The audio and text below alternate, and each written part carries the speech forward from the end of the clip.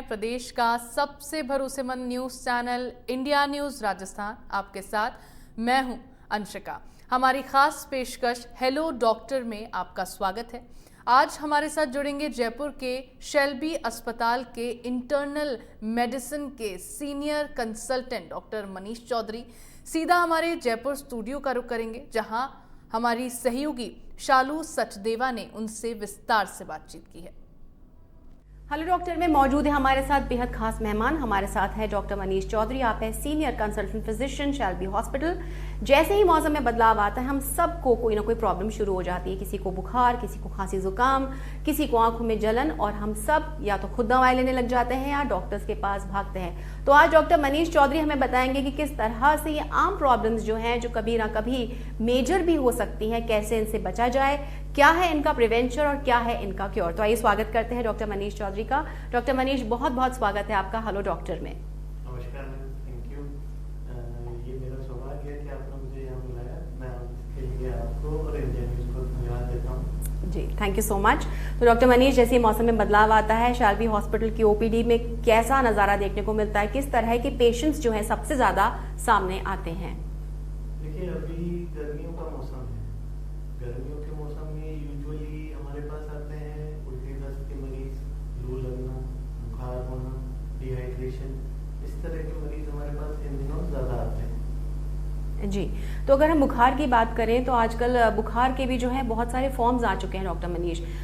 कभी कभार वायरल होता है, कभी कभार गर्मी की वजह से बुखार हो जाता है। तो जब किसी भी इंसान को बुखार आए तो वो खुद ही मेडिसिन लेना प्रेफर करता है। क्या उसे डॉक्टर को दिखाना चाहिए या माइल्ड फीवर में उसे खुद ही दवा लेनी चाहिए, खुद ही थेरेपी ले लेनी चाहिए, अपना इलाज खुद कर लेना चाहिए? ये आपने बहुत अच्छा सवाल पूछा। इसमें आजकल क्या तरीका हो गया है लोगों का कि ज्यादा सा बुखार आता है वो तुरंत एक केमिस्ट की दुकान पे जाते हैं और दवाइयाँ ले लेते हैं, जिनमें एंटीबायोटिक भी शामिल होते हैं। तो मेरा इसमें यह सुझाव है कि अगर आपको बुखार आता है तो आप तुरंत जाके एंटीबायोटिक ना लें। आप 2 या 3 दिन बुखार उतरने की दवाई लें। अगर फिर भी आपको बुखार रहता है तो आप एक चिकित्सक के पास जाएं, वो आपके बुखार का निदान करेगा और आपको उचित दवाइयाँ देगा। डॉक्टर मनीष, हम सब जानते हैं कि आजकल गर्मी कितनी ज़्यादा हो गई है और देखिए सबको बाहर निकलना पड़ता है, अपने काम के लिए निकलना पड़ता है, फील्ड में जाना पड़ता है। ऐसे में हीट स्ट्रोक होने के चांसेस भी काफ़ी बढ़ जाते हैं। किस तरह से कोई भी व्यक्ति अपने आप को हीट स्ट्रोक से बचा सकता है? हमारे राजस्थान में तापमान बहुत अधिक जाता है, 40-42 डिग्री नॉर्मल तापमान है, और ऐसी हालत में हीट स्ट्रोक होना बहुत कॉमन है।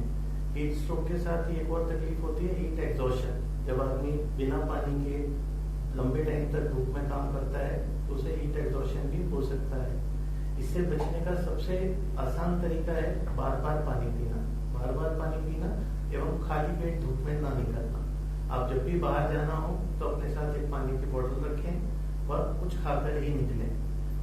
कपड़े अपने सूती कपड़े पहने व हवादार पहने और तेज धूप में लगातार ना रहें। इससे आप अपने हीट स्ट्रोक से बचाव कर सकते हैं। जी, ये बहुत ही अच्छी बात कही। तो जो भी व्यूअर्स हमें देख रहे हैं, इस बात का खास ख्याल रखें कि आप एम्प्टी स्टमक ना रहें। और जैसा कि डॉक्टर मनीष ने हमें बताया कि जब भी घर से बाहर निकले तो अपने आप को हाइड्रेटेड रखें, अपने साथ में पानी की बोतल रखें, और थोड़ी थोड़ी देर में, अगर आपका काम ऐसा है जहां आपको धूप का डायरेक्ट एक्सपोजर होता है, फील्ड में घूमते हैं, आपको बहुत कम्यूट करना पड़ता है, तो कुछ कुछ देर में आप थोड़ी सी छाँव में जाकर रुक जाए। डॉक्टर साहब, हम बात कर लेते हैं अब आगे की। हीट स्ट्रोक के सिम्टम्स क्या होते हैं और कैसे पता चलता है कि ये जो बुखार हमें आ रहा है ये हीट स्ट्रोक की वजह से है? हीट स्ट्रोक के बड़े कॉमन लक्षण होते हैं। हीट स्ट्रोक में सबसे पहले तो आदमी को कमजोरी लगेगी, उसका सर दुखेगा, उसको उल्टी आने जैसा महसूस होएगा, जिसे हम नोजिया कहते हैं, वह शरीर का तापमान ज्यादा होगा। अगर आपके साथ ऐसा हो रहा है तो आप तुरंत धूप से हटें और थोड़ा बहुत पानी पिए। अगर आपके साथ में कोई साथी है तो उससे मदद लें कि भाई मेरी तबीयत खराब हो रही है, मुझे पानी दे। जी, तो जो व्यूअर्स हमारे साथ अभी अभी जुड़े हैं उनको बता देते कि हमारे साथ मौजूद हैं डॉक्टर मनीष चौधरी। आप है senior consultant physician Shalby hospital, और आप हमें बता रहे हैं कि रोजमर्रा की जो प्रॉब्लम्स हैं, कॉमन प्रॉब्लम्स जो हैं, चाहे वो फीवर हो, चाहे वो गर्मी की वजह से हो, उन्हें कैसे हम समझ सकते हैं और किस तरह से उन्हें प्रिवेंट भी कर सकते हैं। डॉक्टर साहब, एक बहुत कॉमन प्रॉब्लम जो आसपास अपने सुनते हैं वो होता है ब्लड प्रेशर, जो आजकल बहुत कॉमन हो गया है। आजकल वर्क प्रेशर बहुत ज़्यादा है, बहुत ज़्यादा स्ट्रेस है लोगों की लाइफ में। किस तरह से बीपी को हम समझ सकते हैं? ये बहुत अच्छा सवाल है। ब्लड प्रेशर आज के जमाने की बहुत कॉमन प्रॉब्लम है। पहले ब्लड प्रेशर जो 50 साल के बाद देखा जाता था, आजकल यंग लोगों में 30 साल 40 साल की उम्र में भी मिल रहा है। इसका जो सबसे मुख्य कारण है वो है आपके जीवन का तनाव। जीवन में तनाव ज्यादा होता है तो आदमी पानी कम पीता है, सोता कम है, वह पूरे दिन तनाव में रहता है। इसके ये बीपी का एक बहुत मुख्य कारण है। तो बीपी से अगर आपको बचना है तो इसके लिए सबसे पहले एक प्रॉपर नींद आनी जरूरी है। कम से कम 6 घंटे की नींद लें, वह पानी पीने का ध्यान रखें। आजकल अमूमन ऐसा होता है, अगर आप देखेंगे कि आपने पूरे दिन में कितना पानी पिया, अगर आप उसे नापने बैठेंगे तो पता पड़ेगा आपने 1 या 2 गिलास पानी में पूरा दिन निकाल दिया, जबकि एक आदमी को कम से कम 2 से 3 लीटर पानी की आवश्यकता होती है दिन में।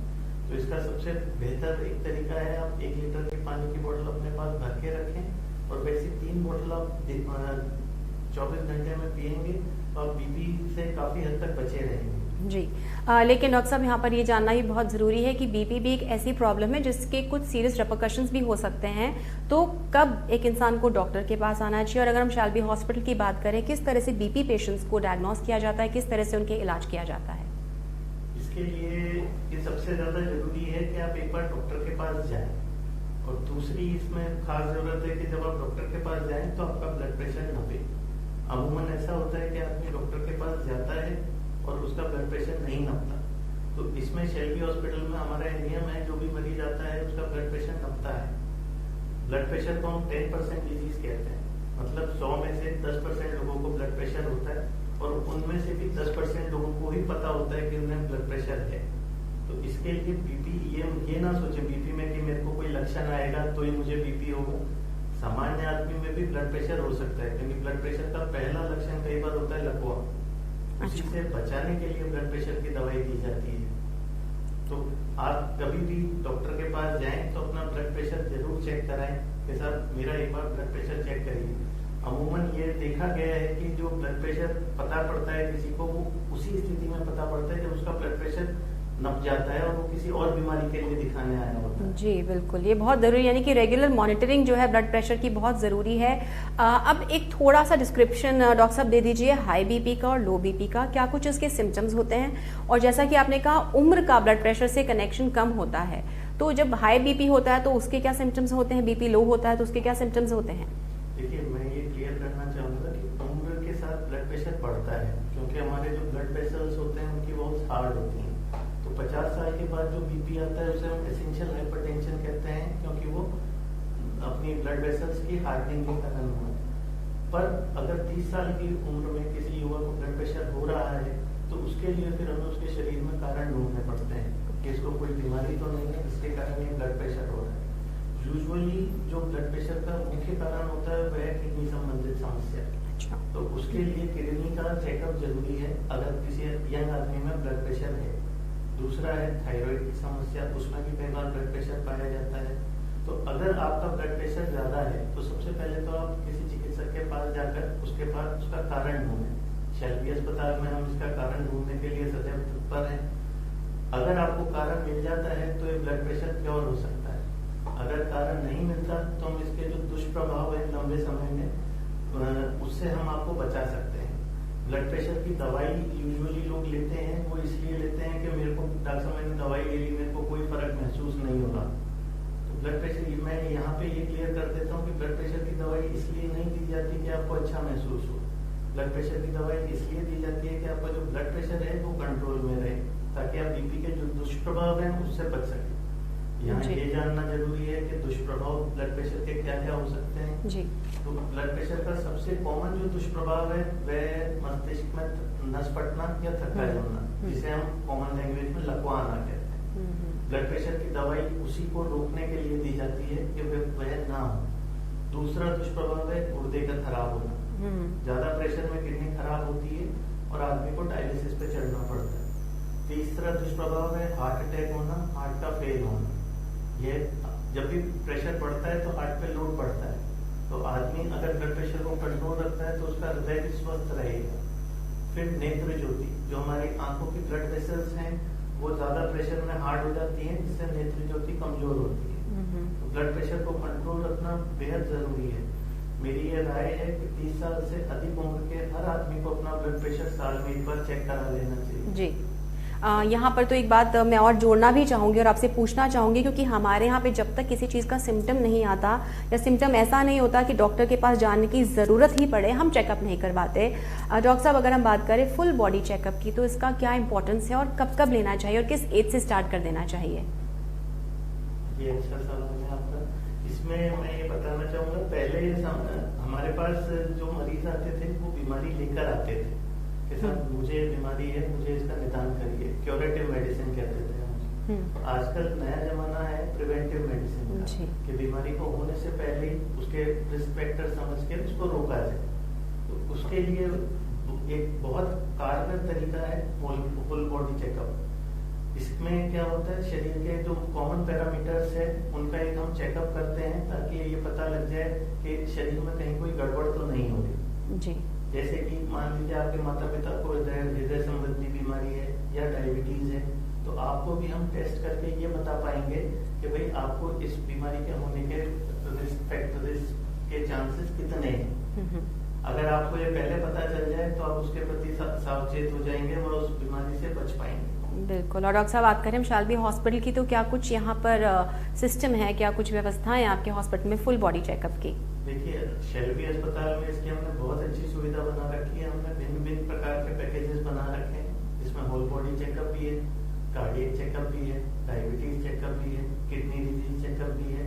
तो आदमी आकर अपनी सुविधा के हिसाब से वह चेकअप चुन सकता है, टेस्ट करा के संबंधित डॉक्टर से उसका इलाज ले सकता है। इलाज ही नहीं, वह जो अपने रिस्क फैक्टर्स हैं उनको भी, उनसे भी बचाव के तरीके समझ सकता है ताकि वह भविष्य में उस बीमारी से बच पाए। बिल्कुल। तो कुल मिला के बात सामने ये आती है कि prevention is always better than cure.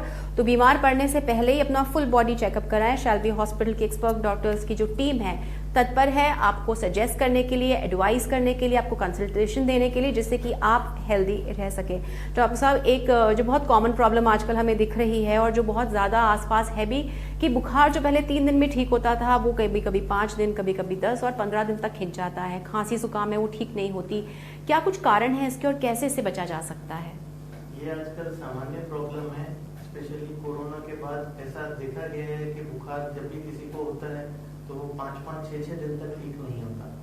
कई लोग इसको कहते हैं कि भाई हमारी इम्यूनिटी कम हो गई, कई लोग कहते हैं कि अब बीमारियां बढ़ गई। पर इसका एक सिंपल सा तरीका है, अगर आपको कोई इन्फेक्शन हो रहा है तो उसका उचित इलाज समय पर होना चाहिए।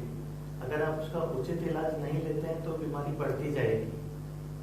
दूसरी चीज, हमारा हेल्दी रहन सहन अब कम हो गया है। हमारे खाने पीने का वक्त बदल गया है और खाना पीना पलट गया है।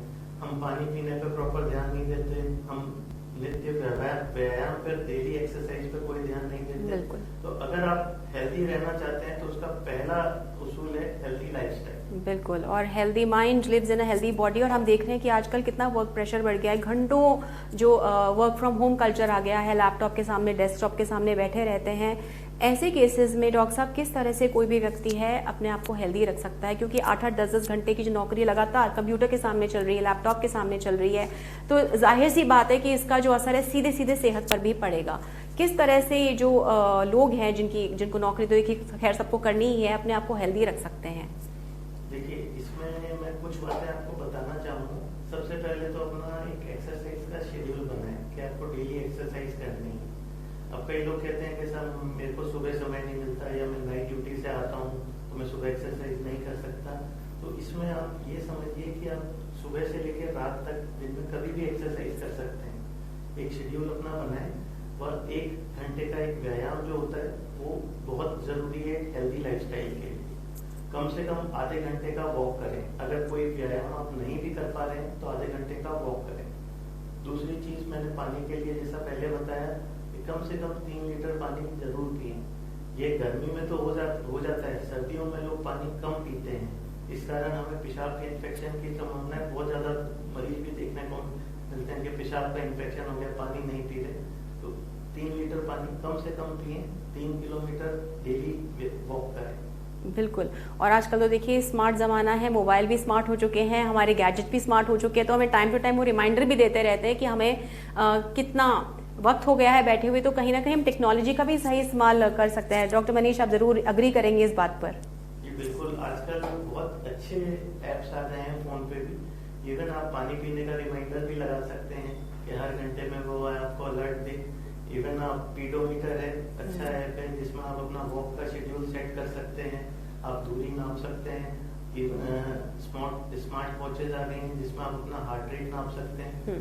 हृदय रोगी, उनके लिए अच्छी वॉचेज आ गई हैं जो उनके हार्ट का रिदम भी बता सकती हैं। और विदेशों में तो हार्ट अटैक का भी इनसे पता चला है, एरिथमियास का भी पता चला है। तो टेक्नोलॉजी को अपने स्वास्थ्य के लिए प्रयोग करें। बिल्कुल, क्योंकि टेक्नोलॉजी से ही हमारी जिंदगी चल रही है, काम चल रहा है। यहाँ पर टेक्नोलॉजी का एक साइड इफेक्ट जो है, जो काम का भी हम देख रहे हैं कि आजकल यंग एज में डॉक्टर साहब हम ये भी देख रहे हैं कि डायबिटीज जो है, शुगर का प्रॉब्लम वो है बढ़ता चला जा रहा है। तो सिर्फ हेरिडिटरी ही रीजन होती है या लाइफस्टाइल स्ट्रेस से भी शुगर का प्रॉब्लम में हो सकता है, और किस तरह से इसको हैंडल किया जाए? ये बहुत अच्छा सवाल है। देखिए, शुगर जो बीमारी है, शुगर का मतलब है खून में शुगर की मात्रा बढ़ना। इसका अकेला कारण हेरिडिटी नहीं है, इसका कई भिन्न भिन्न प्रकार के कारण मिलकर आदमी को शुगर करते हैं। इसमें सबसे इम्पोर्टेंट कारण होते हैं सेडेंटरी लाइफस्टाइल। यदि आदमी 10 घंटे बैठा है, कोई काम नहीं कर रहा है, तो वो एक शुगर का होने का मेन कारण रहता है। दूसरा है लैक ऑफ एक्सरसाइज। बिना एक्सरसाइज के शुगर होने की संभावना बहुत ज्यादा बढ़ेगी। तीसरा है कार्बोहाइड्रेट रिच डाइट। आजकल हमारा खाना पिज्जा, पास्ता, बर्गर इस तरह का हो गया है, तो इनसे आपको शुगर होने की संभावना ज्यादा रहेगी। तो इन सब कारणों से अगर आप अपना बचाव कर सकते हैं, आप डेली एक्सरसाइज करें, आप खाने की मात्रा नियंत्रित करें, आप अपना वजन नियंत्रित करें, तो आप शुगर से बचे रहेंगे। बिल्कुल, और वजन तो एक ऐसी चीज बन चुकी है जो आजकल अपने आप में बहुत ज्यादा जरूरी हो गया है। मेंटेन करना, एक ऑप्टिमल वेट होना बहुत जरूरी है। और डॉक्टर साहब, हम कभी कभार तो ये देखते हैं कि लोग बहुत ऑब्सेस हैं और बहुत वर्कआउट कर रहे हैं और एकदम हर चीज डाइट वेट के लिए ही कर रहे हैं। एक हेल्दी वेट को कैसे आप डिस्क्राइब करेंगे? This is what a healthy body is like. हर किसी को एक किसी फिल्म स्टार की तरह नहीं दिखना होता, लेकिन हेल्दी दिखने में और ऑब्सेशन में क्या फर्क है? देखिए, हेल्दी होना एक बहुत अच्छी चीज है। हेल्थ की जो हमारी डेफिनेशन है वो complete physical, mental and social wellbeing को हम हेल्दी मानते हैं। इसमें आपकी फिजिकल फिटनेस आ गई। फिजिकल फिटनेस में मोटापा ना हो। मोटापे को हम बीएमआई से नापते हैं। बीएमआई एक इंडेक्स है जो आपके वजन और हाइट के हिसाब से आती है।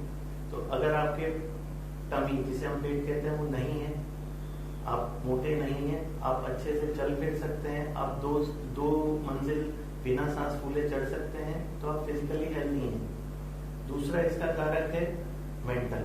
अगर आप तनाव में नहीं हैं, अगर आप खुश रहते हैं, अगर आपको दोस्तों के साथ बातें करना पसंद है, आप लाइफ को प्लेजरफुली जी रहे हैं, तो आप हेल्दी हैं। तीसरा है सोशल वेलबींग। अगर आप बाहर जाने से घबरा नहीं रहे, आप दोस्तों में मिक्सअप हो रहे हैं, आप अच्छा जीवन जी रहे हैं, तो आप हेल्दी हैं।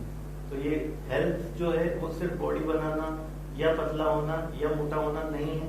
हेल्थ है complete social, mental and physical wellbeing. बहुत ही अच्छी बात कही। और जो व्यूअर्स हमारे साथ जुड़े ने बता दें कि हेलो डॉक्टर में हमारे साथ मौजूद हैं डॉक्टर मनीष चौधरी। आप है senior specialist consultant Shalby hospital, और आप हमें बता रहे हैं कि किस तरह से एक हेल्दी लाइफस्टाइल को हम चुन करके बहुत छोटी छोटी जो प्रॉब्लम्स हैं उनसे हम बच सकते हैं, किस तरह से हम डायबिटीज को कंट्रोल में रख सकते हैं, किस तरह से अपना जो बीपी है उसे कंट्रोल में रख सकते हैं। और जो बहुत बड़ी बात जो निकल कर आई है वो ये है कि हेल्दी मतलब होता है शारीरिक रूप से भी हेल्दी होना, और यहाँ मेंटली भी आपको स्ट्रांग होना और हैप्पी रहना, हेल्दी रहना बहुत ज़्यादा ज़रूरी होता है।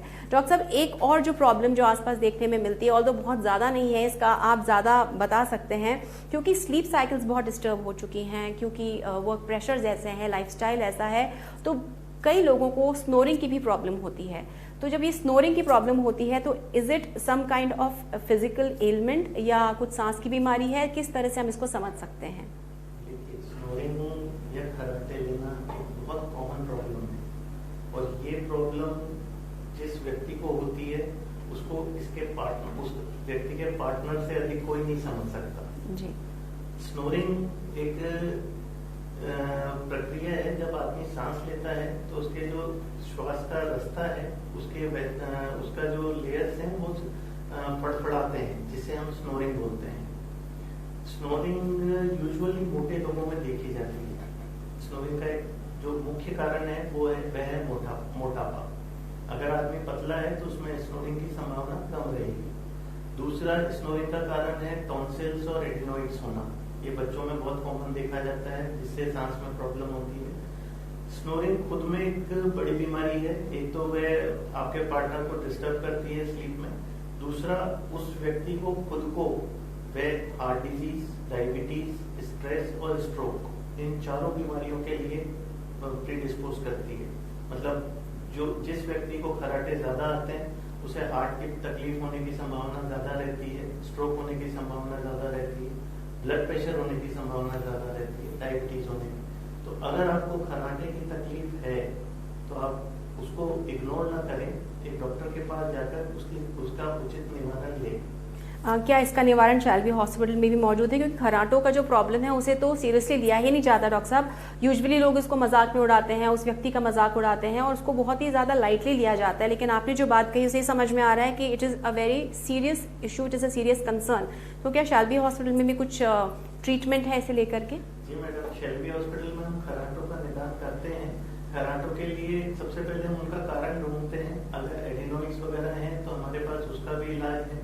अगर मोटापा है तो मोटापा कम करने का नुस्खा, तरीके, व्यायाम वगैरह बताते हैं ताकि उस आदमी उस अपनी बीमारी से निजात पा सके।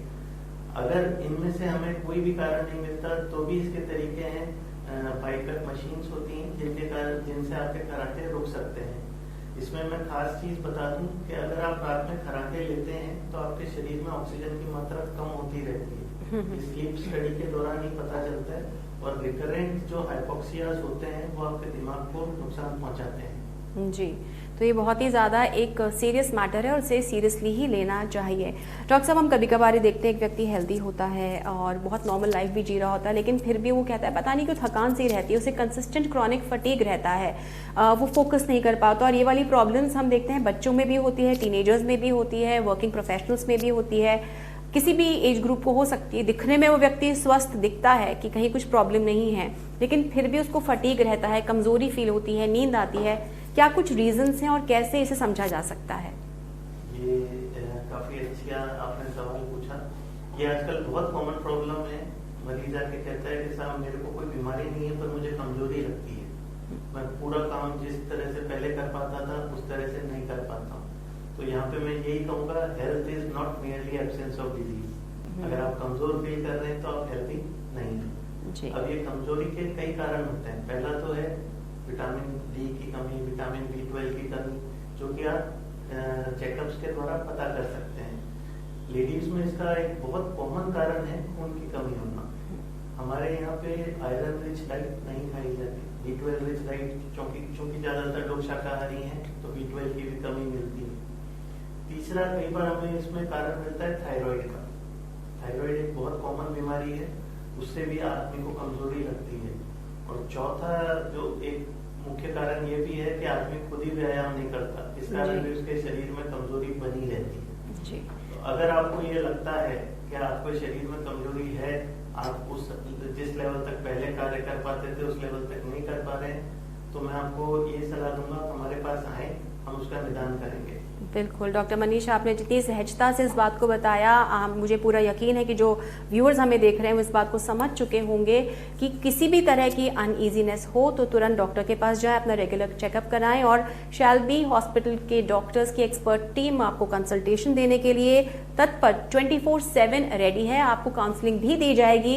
अगर आपको लगता है कि आपको कोई प्रॉब्लम नहीं है तो यहाँ पर ऐसा नहीं होता। एक मिथ है कि जब आप हॉस्पिटल जाएंगे तो आपको भर्ती कर लिया जाएगा या कुछ एक्सट्रीम मेडिसिन दी जाएंगी। तो आप भी तुरंत जाएं, चेकअप कराएं, हेल्दी रहें और अपने आसपास वालों को हेल्दी और हैप्पी रखें। नमस्कार।